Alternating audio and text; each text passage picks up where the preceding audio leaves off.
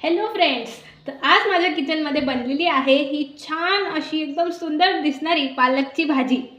पालकची भाजी बघूनच माझ्या तर तोंडात पाणी सुटतंय, तुमच्या पण सुटत असेल. तर चला ह्याची रेसिपी आज मी तुम्हाला सांगते. सगळ्यात पहिले आपल्याला काही शेंगदाणे टाकायचे कढईमध्ये भाजून. तर इकडे हे सगळे शेंगदाणे आपले छान असे भाजून झालेले आहेत. आता आपण ह्याला काढून घेऊ. तर हे सर्व शेंगदाणे असे मी बारीक असे वाटून घेतलेले आहे.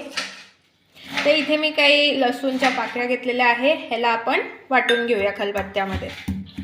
तर इथे मी पूर्ण आपलं लसूण असं वाटून घेतलेलं आहे. आता आपण भाजी बनवायला सुरुवात करूया.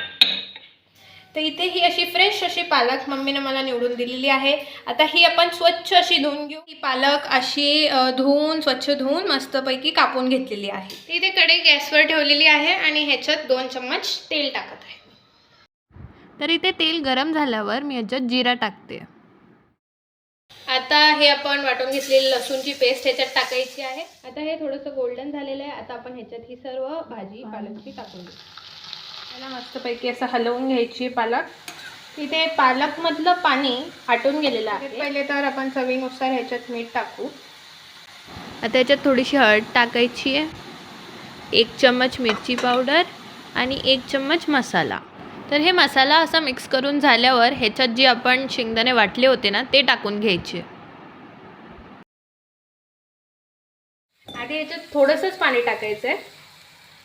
आता इथे बघू शकता की ह्याला मस्तपैकी असं तेल सुटलेलं आहे. तर आता आपण ह्याच्यात पाणी ॲड करूया. मी इथे कमीच पाणी ॲड करते कारण थोडी थिक कन्सिस्टन्सी असली तर भाजी खूप छान लागते. तर इथे भाजी मस्त उकळू लागली आहे, छानपैकी ही शिजली आहे आणि खूप टेस्टी दिसते. याचा इतका छान वास येतो माहिती आहे का पूर्ण किचनमध्ये. तर गाईज तुम्ही बघूच शकता आपली ही पालकची भाजी किती छान झाली आहे. याला मस्तपैकी अशी तर्री आली आहे आणि ही खूप छान दिसते. माझ्याकडून तर वेट नाही होते, लगेच मी चालली खायला. तुम्हीसुद्धा ही रेसिपी ट्राय करा आणि कमेंट्समध्ये सांगा की ही रेसिपी कशी झाली. आणि थँक्यू.